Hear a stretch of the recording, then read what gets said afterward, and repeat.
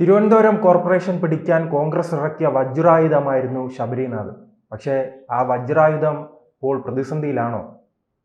അത് വജ്രായുധം എന്ന് കോൺഗ്രസ്സുകാരിലേ പറഞ്ഞുള്ളൂ. അത് അതിൻ്റെ പിന്നിൽ ഒരു വലിയ ചതി ഉണ്ടായിരുന്നു എന്നാണ് ഇപ്പോൾ പലരും പറയുന്നത്. ശബരിനാഥിന് ശരിക്കും കിട്ടേണ്ട സീറ്റ് എന്ന് പറയുന്നത് അരുവിക്കരയായിരുന്നു. അരുവിക്കര ഒരു വിന്നബിൾ സീറ്റാണ്. നമ്മുടെ കോവളത്ത് ജയിക്കുന്നത് പോലെ തിരുവനന്തപുരത്ത് കോൺഗ്രസ്സിന് ജയിക്കാൻ കഴിയുന്ന ഒരു ഷുവർ സീറ്റാണ് അരുവിക്കര. കഴിഞ്ഞ തവണ ചെറിയ നാടാർ രാഷ്ട്രീയവും മറ്റും കാര്യങ്ങളൊക്കെ വന്ന് അത് നഷ്ടപ്പെട്ടുവെങ്കിലും അത് തിരിച്ചു പിടിക്കാൻ കഴിയുന്ന ഒരു പ്ലേസാണ് അരുവിക്കര. ആ അരുവിക്കരയിൽ ശബരിനാഥിന് പോകാതിരിക്കണമെങ്കിൽ ഇവിടെ എങ്ങനെയെങ്കിലും ഒരു പ്രതിപക്ഷ നേതാവാക്കിയോ അല്ലെങ്കിൽ ഇവിടെ പരാജയപ്പെട്ടാൽ പിന്നെ കോർപ്പറേഷനിൽ പരാജയപ്പെട്ട ആളിനെ നിയമസഭയിലേക്ക് എന്ന് പറയുന്നത് ഒരു ജീവിതത്തിൽ തന്നെ നാണക്കേടായി മാറും. പിന്നെ അതുകൊണ്ട് അതങ്ങനെയും ഒരു വെട്ട് ഇട്ടതാണ് എന്ന് ബോധപൂർവം ഈ പാവ മനുഷ്യനെ കുരുക്കിയതാണെന്നും പറയുന്നു. ശരിക്കും പറഞ്ഞാൽ അദ്ദേഹത്തിൻ്റെ പിതാവ് ജീവിച്ചിരുന്നെങ്കിൽ ഈ പ്രപ്പോസൽ വെച്ചവരെ എല്ലാം ഓടിച്ചിട്ടടിച്ചേനെ. കാർത്തികേയൻ തുടക്കത്തിൽ ആ വാർഡിൽ മുന്നേറ്റം ഉണ്ടാക്കാൻ അദ്ദേഹത്തിന് കഴിഞ്ഞു. പക്ഷേ BJP സ്ഥാനാർത്ഥി വന്നതിന് ശേഷം വലിയ രീതിയിൽ പ്രതിസന്ധിയിലേക്ക് പോയല്ലോ. BJP വളരെ കണക്കുകൂട്ടിയാണ് ആ സ്ഥാനാർത്ഥിയെ നിർത്തിയത്. ശരിക്കും പറഞ്ഞാൽ ആദ്യം അവർ വി രാജേഷിനെയാണ് ഉദ്ദേശിച്ചിരുന്നത്. അപ്പോഴും ഒരു കടുത്ത മത്സരം നടന്നേനെ. പക്ഷേ വി രാജേഷ് അതിൽ നിന്ന് പിന്മാറുകയോ അല്ലെങ്കിൽ പിന്നെ അദ്ദേഹം വിട്ടുപോവുകയും കുറേ കൂടെ കരുത്തനായ ഒരാളെ വേണമെന്ന് ഉള്ളത് കൊണ്ടാണോ എന്നെനിക്കറിയില്ല. എന്തായാലും ഇപ്പോൾ വന്നിരിക്കുന്ന മഹേശ്വരൻ നായർ തീർച്ചയായിട്ടും BJPയുടെ ഒരു കരുത്തനായ നേതാവാണ്. അദ്ദേഹം ജൈൻ കില്ലറാണ്. മുൻ മേയറായിരുന്ന ജയൻ ബാബുവിനെ ആരും പ്രതീക്ഷിച്ചില്ല. ഇന്ന് പാപ്പനംകോട് എന്ന് പറഞ്ഞ പാങ്ങോട് എന്ന് പറയുന്ന വാർഡിൽ അതിഭയങ്കരമായ ഒരു പരാജയം ഏൽപ്പിക്കുകയാണ് ചെയ്തത്. വളരെ വോട്ടുകളുടെ വ്യത്യാസത്തോടുകൂടിയ ഒരു പരാജയം ജയൻബാബു പ്രതീക്ഷിച്ചില്ല, CPM പ്രതീക്ഷിച്ചില്ല, തിരുവനന്തപുരത്തെ വോട്ടർമാർ പോലും പ്രതീക്ഷിച്ചില്ല. അത്ര വലിയ ഒരു പരാജയം.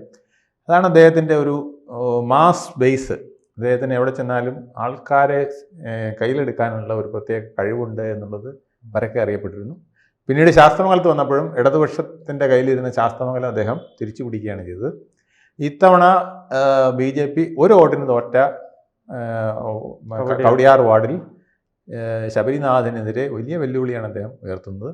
ഒപ്പം CPMും കൂടെ അതുപോലത്തെ ഒരു കട്ടയ്ക്കുള്ള സ്ഥാനാർത്ഥിയെ കൂടെ നിർത്തിയിരിക്കുമ്പോൾ അവിടെ മത്സരം ശക്തമായ ത്രികോണമാകുമ്പോൾ അത് BJPക്ക് അനുകൂലമാകും എന്നുള്ളതാണ് പൊതുവെയുള്ള വ്യാഖ്യാനം. അല്ല, അത് ഈ കോൺഗ്രസ് നേതൃത്വത്തെ സംബന്ധിച്ചിടത്തോളം ഈ തിരുവനന്തപുരത്ത് വലിയ തിരിച്ചടിയിലേക്ക് പോകില്ലേ? അതോടൊപ്പം തന്നെ തമ്മിൽ തല്ലിലേക്ക് പോകില്ലേ? ഇത് വലിയ തീർച്ചയായിട്ടും അതുകൊണ്ടാണ് ഇപ്പോൾ വലിയ നേതാക്കൾ കെ മുരളീധരൻ അടക്കമുള്ളവർ അവിടെ ശക്തമായിട്ട് ഇറങ്ങുന്നുണ്ട്, പ്രവർത്തനത്തിലേക്ക് വരുന്നുണ്ട്. കാരണം ശബരിയെ വിജയിപ്പിച്ചില്ലെങ്കിൽ അത് മുരളീധരനിലേക്ക് ഒരു ചീത്തപ്പേരിനും കൂടെ കാരണമാക്കും. മുരളീധരൻ അരുവിക്കര സീറ്റ് സുരക്ഷിതമായ സീറ്റ് കണ്ടുകൊണ്ട് കളിച്ചതാണോ? അല്ല, അതുപോലെ അത് അദ്ദേഹത്തിനെ മാത്രമല്ല വേറെ പല നേതാക്കളെയും ശബരിനാഥിൻ്റെ അരുവിക്കര സീറ്റിലേക്കുള്ള ഒരു കണ്ണാണോ എന്ന് ചോദിക്കുന്ന ഒത്തിരി പേരുണ്ട്. അത് പുറത്ത് പറയുന്നില്ലെന്നേ ഉള്ളൂ പലരും. പക്ഷേ അത് പാർട്ടിക്കകത്ത് അടക്കം പറയുന്ന ഒരു കഥയായി. ശബരിയെ നിർത്തിയിട്ട് മുരളീധരൻ അടക്കമുള്ളവർ പറഞ്ഞ ഞങ്ങൾ തിരുവനന്തപുരം കോർപ്പറേഷൻ ഭരിക്കാൻ പോകുന്നു എന്നാണ്. അപ്പോൾ അതിനെക്കുറിച്ച് ഒരു അക്ഷരം മിണ്ടുന്നില്ല. അല്ല, അത് അസാധ്യമായൊരു കാര്യമാണ്. നമുക്കൊക്കെ അന്നേ അറിയാമായിരുന്നു. അത് ശബരി അതിൽ പെട്ടതാണെന്ന് പറയുന്നില്ല, ആ രീതിയിലേക്ക് മാറുന്നു. അത് പറയാം, അന്നും അവർക്ക് പറയാനുള്ള വോയിസ് ഇല്ലായിരുന്നു. കാരണം ഞാൻ മുമ്പേ പറഞ്ഞില്ലേ, 10 സീറ്റ് എന്നുള്ളത് ഒരു 20 ആക്കുക തന്നെ ദുഷ്കരമായൊരു പ്രവൃത്തിയാണ്. അവർ തന്നെ പ്രതീക്ഷിക്കുന്ന 30 സീറ്റാണ്. പക്ഷെ അതൊരു 20-ൽ എത്തിക്കാൻ കഴിഞ്ഞാൽ തന്നെ വലിയ കാര്യം എന്നുള്ളതാണ് കോൺഗ്രസിൻ്റെ അവസ്ഥ വെച്ച് പലരും പറയുന്നത്. ഓരോ റിപ്പോർട്ടുകൾ പിന്നെ വാർഡുകളിൽ പോയി ഉള്ള റിപ്പോർട്ടുകൾ സൂചിപ്പിക്കുന്നതാണ്. തീരദേശങ്ങളിലൊക്കെയാണ് പിന്നെയും കോൺഗ്രസിൻ്റെ ഒരു സ്കോപ്പ് പറയുന്നത്. പിന്നെ പരമ്പരാഗതമായിട്ട് പഴയ ഈസ്റ്റ് നിയോജകമണ്ഡലത്തിൽ നിലനിന്നിരുന്ന കുറച്ച് വാർഡുകൾ, അതിൽ കുറേ BJPക്ക് അനുകൂലമാണ്, കുറച്ച് ഇപ്പോഴത്തെ വട്ടിയൂർക്കാവ്, അതിന് മുമ്പത്തെ ഈസ്റ്റ്, അതിലെ കുറച്ച് ഭാഗങ്ങൾ, പ്രത്യേകിച്ച് കേശവാസ്വരം മുതൽ 4-5 വരെ വരുന്ന ഭാഗങ്ങളിൽ, കിണവൂർ പോലുള്ള ഭാഗങ്ങളിലൊക്കെ UDFന് ഒരു മേൽക്കോയ്മ ലഭിച്ചേക്കാം എന്ന് പറയുന്നുണ്ട്. പക്ഷേ കിണവൂർ പോലും ഇത്തവണ അത്ര ചാൻസ് ഇല്ല എന്ന് പറയുന്നത്. കാരണം അവിടെ കേരള കോൺഗ്രസിൻ്റെ ഒരു ശക്തനായ സ്ഥാനാർത്ഥിയാണ് നിൽക്കുന്നത്. ഇങ്ങനെ അവർക്ക് ഒരുപാട് പരിമിതികളുണ്ട്. ആ പരിമിതികൾക്കകത്ത് നിന്ന് അവർക്ക് കിട്ടാവുന്ന മാക്സിമം സീറ്റ് 15ആണ്. ഇനി അത്ഭുതം സംഭവിച്ചാൽ 20. ആ സാഹചര്യത്തിൽ കവടിയാർ നഷ്ടപ്പെടുന്നത് ഒരു പക്ഷേ വലിയ പ്രതിസന്ധിയിലാവും. കവടിയാറിൽ ചെറിയ 15 കൂട്ടുമ്പോൾ അതിൽ ശബരി ഒഴിവാക്കുകയാണോ? ശബരിയെ ഒഴിവാക്കേണ്ടി വരുന്നു. അതാണ് ഇപ്പോഴത്തെ അവസ്ഥ. ശബരി കൂടെ ചേർന്ന് 15 കിട്ടിയാൽ തന്നെ ശബരിക്ക് ഈ കൗൺസിലർ സ്ഥാനം രാജിവെച്ചിട്ട് അരുവിക്കര മത്സരിക്കാൻ അവസരം കൊടുത്തില്ലെങ്കിൽ അതും വീണ്ടും ഒരു വലിയ ചതിയായിട്ട്, ജനങ്ങളോടുള്ള ചതി, പാർട്ടിയോടുള്ള ചതി, പാർട്ടിയിലെ ഉയർന്നു വരുന്ന ശബരിനാഥനെ പോലുള്ള നേതാക്കളോടുള്ള ചതി ഒക്കെ ആയിട്ട് വരും. ചതിയാണല്ലോ കോൺഗ്രസിൻ്റെ, യൂത്ത് കോൺഗ്രസിൻ്റെ പലരെയും വെട്ടി നിർത്തുന്നത് ചതിയാണല്ലോ.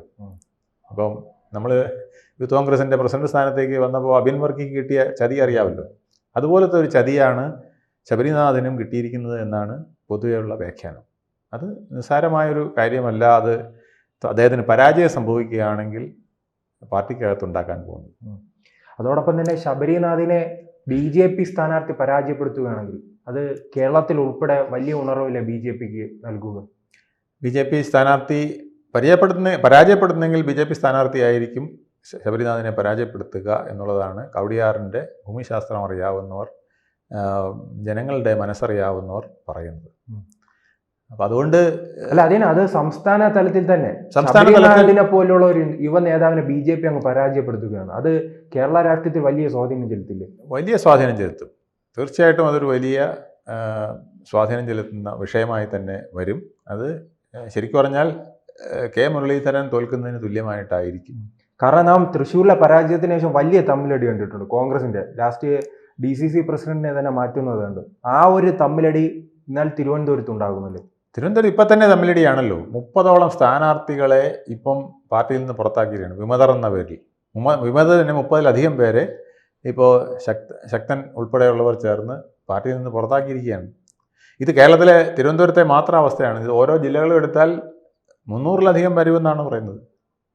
ഈ തരത്തിലുള്ള സ്ഥാനാർത്ഥികൾ 500 വരെ പോകാം. വിമതന്മാരും അല്ലെങ്കിൽ പണ്ടത്തെ പാർട്ടിയിൽ നിന്നിട്ട് ഇപ്പം പാർട്ടിയിൽ നിന്ന് അകന്നു പോയവരൊക്കെ കൂടെയുള്ള സ്ഥാനാർത്ഥികളുടെ എണ്ണം എടുത്താൽ 500-ലധികം വരുമെന്നാണ് പറയുന്നത്. അതൊക്കെ വലിയൊരു ഫിഗറാണ്. ഇത് വലിയ ഒരു പ്രതിസന്ധി പാർട്ടിക്കുണ്ടാക്കാൻ കഴിയുന്ന കാര്യങ്ങളാണ്. അതൊന്നും പരിഹരിക്കാൻ കഴിഞ്ഞിട്ടില്ല എന്നുള്ളത് ഏറ്റവും ഖേദകരമായ കാര്യമാണ്. പാർട്ടി ഒരു വഴിക്ക്, പാർട്ടിയുടെ ഇലക്ഷൻ സംവിധാനങ്ങളും സ്ഥാനാർത്ഥിയും വേറൊരു വഴിക്ക് ഒക്കെ പോകുന്നത് വലിയ ബുദ്ധിമുട്ടുണ്ടാക്കും അവർക്ക്. ഇത് തന്നെ വലിയ കാര്യങ്ങൾ, ഇതൊക്കെ താഴെത്തട്ടിൽ നടക്കുന്നെന്ന് പറയാം. വലിയ കാര്യങ്ങൾക്ക് പോലും തീരുമാനമെടുക്കാൻ കേന്ദ്ര നേതൃത്വത്തിന് പോലും കഴിയുന്നില്ലല്ലോ. ഇപ്പോൾ DK ശിവകുമാറും സിദ്ധരാമയ്യയും തമ്മിലുള്ള വിഷയം കൈകാര്യം ചെയ്യാൻ പാർട്ടിക്ക് ഇതുവരെ കഴിഞ്ഞിട്ടില്ല. അത് BJP അവിടെ മുതലെടുക്കും എന്നുള്ളൊരു സ്റ്റേജിലേക്കാണ് ഇത് പോയിക്കൊണ്ടിരിക്കുന്നത്. അതിനകത്ത് ആവശ്യമില്ലാത്ത ക്ലെയിമുകൾ ഓരോരുത്തരായിട്ട് ഉന്നയിക്കുകയാണ്. ഇപ്പോൾ G. പരമേശ്വരൻ അവിടുത്തെ ആഭ്യന്തരമന്ത്രിയും കൂടെ പറഞ്ഞിരിക്കുകയാണ് ഞാനും മുഖ്യമന്ത്രിയാവാനുള്ള. സാർ പറഞ്ഞതുപോലെ തന്നെ ഈ ശബരിനാഥിന്റെ മണ്ഡലം പരിശോധിക്കുകയാണെങ്കിൽ പ്രമുഖ നേതാക്കൾ എത്തിയെന്ന് പറഞ്ഞു. എത്തിയതാരാണ്? മുരളീധരൻ മാത്രം. അതിന് മുമ്പ് വന്നത് തരൂർ വരയ്ക്ക് വന്നു. തരൂർ വന്ന് കോൺഗ്രസ്സുകാർ പോലും ഒരവസ്ഥയുണ്ട്. പക്ഷേ ഈ നേതൃത്വം നിലയുന്ന ആരും എത്തുന്നില്ലല്ലോ. ഇല്ല, എത്തുന്നില്ല. അവർക്കൊക്കെ ഓരോ ഡ്യൂട്ടികൾ ഏൽപ്പിച്ചിട്ടുണ്ട്. അവരവിടെയൊക്കെ നിൽക്കുകയാണ്. പിന്നെ ഇതിനകത്ത് ഇവിടെ മുരളീധരനെ പോലൊരു നേതാവ് നിൽക്കുമ്പോൾ വേറൊരാൾ വന്ന് ഇടപെടില്ല. എങ്കിൽ മുരളീധരൻ പറയും താനല്ലേ ഇതെല്ലാം കുഴപ്പമാക്കിയതെന്ന് പറയും. നാളെ ഇതെന്തെങ്കിലും പ്രശ്നം വന്നാലേ നിങ്ങളിവിടെ വന്ന് കുഴപ്പമാക്കിയിട്ട് ഇനി എന്നെ ഉത്തരവാദിത്വം പറയുന്നത് ആര് പറഞ്ഞു ഇവിടെ വന്ന് കളിക്കാനെന്ന് ചോദിക്കും അല്ലേ. അപ്പം അങ്ങനെയുള്ള പ്രശ്നങ്ങളൊക്കെ അതിനകത്തുണ്ട്.